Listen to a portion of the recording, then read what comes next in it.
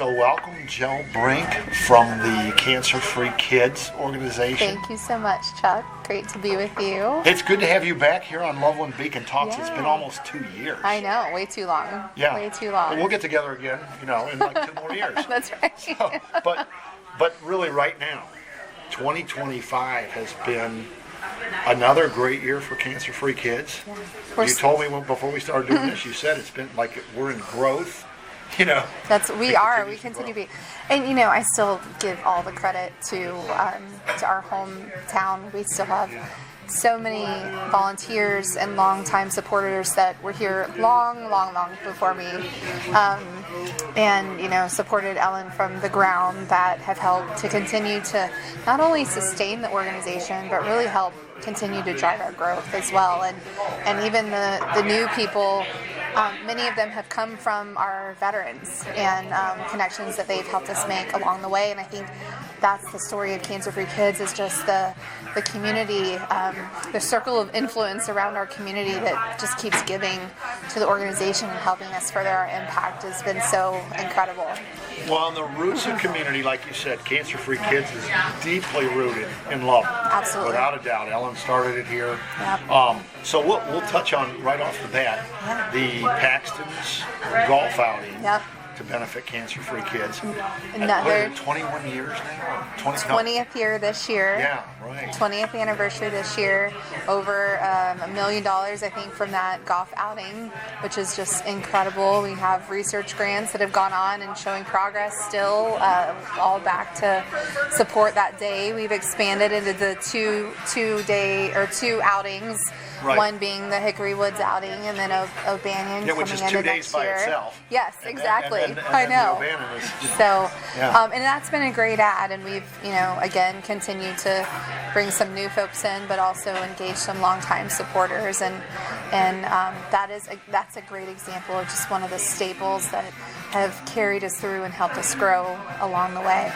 Well, the growth that has happened has taken you beyond just a golf outing here in little old quaint, precious Loveland, Ohio. But all kidding aside, one of the big things, and you were talking to me again offline before we started to record this. You were talking about how well the 100-mile challenge is done and how it can continue to spread bigger. So tell me about it. Yeah, and I think this is another story, homegrown. Yeah. The first year we started selling it, pitching it to all of our friends and family a month before September. Right. We had, under less than 300 people participate that year, raised like $70,000. And this year we've grown that to a little over 2,700 people, and raising almost $680,000 in 4 years. So great number. It's amazing. Yes. Well, you know what? Let me do this, because at the end of the day, the fundraising that CancerFree Kids does to fund research grants, to I still say to help eradicate childhood cancer. Right. So what is that? So $680,000 from that one event, 100-mile challenge, equates to, what does that end up typically being for grants, research grants? Well, our grants are, $50,000 grants, so multiple grants coming out of that, which, every idea goes on to hopefully fuel more investment, more learning, and seeding future therapies that, otherwise would never have a chance. They would stay in someone's mind, or they wouldn't even, I tell people that our money allows the institutions to dream, and if you don't have money available to you, why would you dream? Because it feels so out of the realm of possibility. But what our donors help us do is give these brilliant minds and scientists at Cincinnati Children's and Nationwide Children's the opportunity to dream and the encouragement to dream.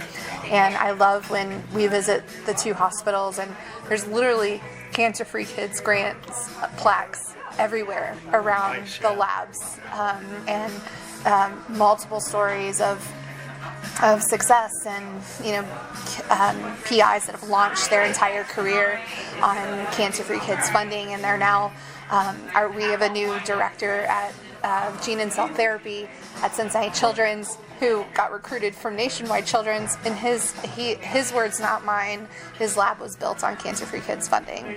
Oh, that's a beautiful story. It is. We're going to continue to watch him not only make an impact to be a leader within the institution himself, but the work that he's doing is transformational.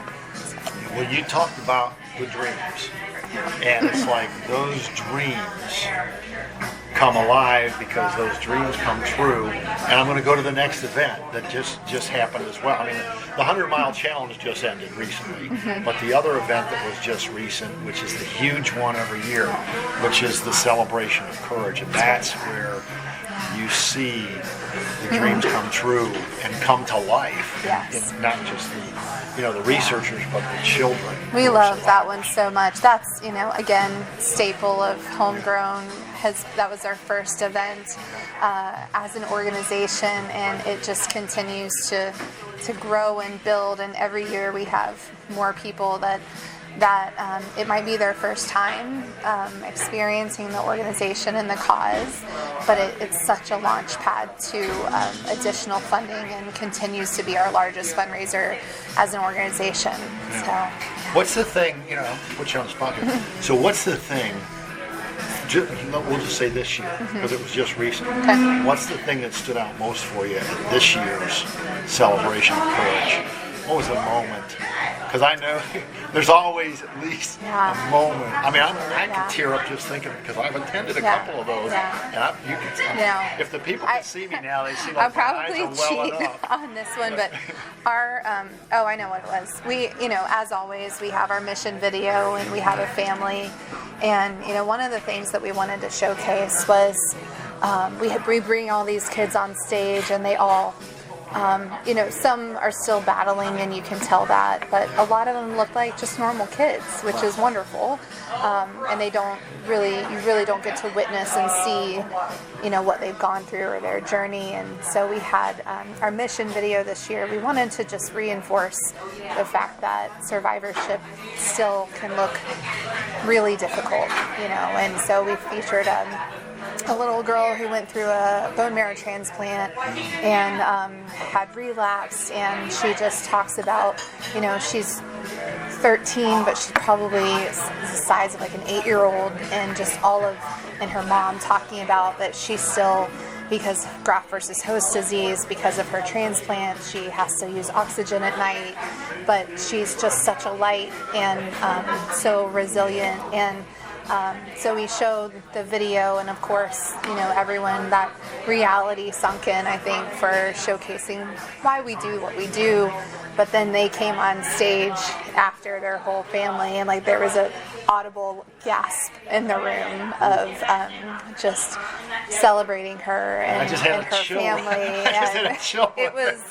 It was amazing, and I think that's what it's all about, and the fact that everybody came to their feet, right? They did, 100%, yes. yeah.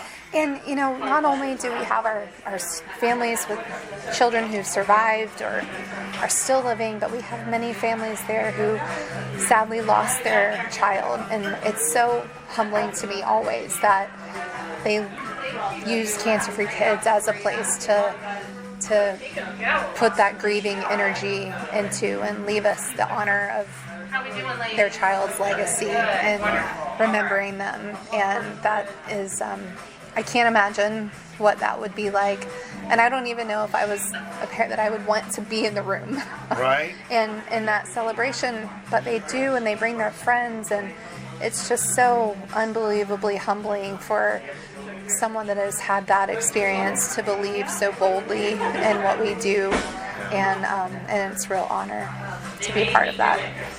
CancerFree Kids is doing great work, through all the scientists and researchers and everything. Thank you. That are, Thank you. like growing cures. Wonderful team. Right? Yes. Yeah. So, yes. well, one quick last thing. So, like, what's next what's the next thing people can get involved in to help, whether it's a run or a walk or always a something. bike ride or something. What's coming up? We always have stuff going on. We have a third-party event called Not So Silent Night. That's a great time with an auction and band. That we are the benefactor of that event. We're thankfully not hosting it, but it raises going probably close to $20,000 for us, and so it's just a wonderful fun night out if you're looking for something to do coming the holidays. And then we go right into Night for the Fight. Right. So we love Night for the Fight and growing our donor base. So if you have high school children that are looking to get involved and give back, all the students are needed at this point. We're right in the planning stages of those, and so yeah, we're excited about the year ahead and just continuing to grow and make as much impact as we can. Well, if you didn't catch it here, for you guys listening to this right now, www.CancerFreeKids.org. That's right. And you can find out what events are coming up and how you can help, even without an event, if you just want to donate or if you want to volunteer your time. Please let us know. Built on volunteers. Yes, absolutely. We always need volunteers. Jill, thank you so much for your time. Thanks so much for having me. Appreciate it. Until next time. All right. Sounds good. Good to have you. Thank you.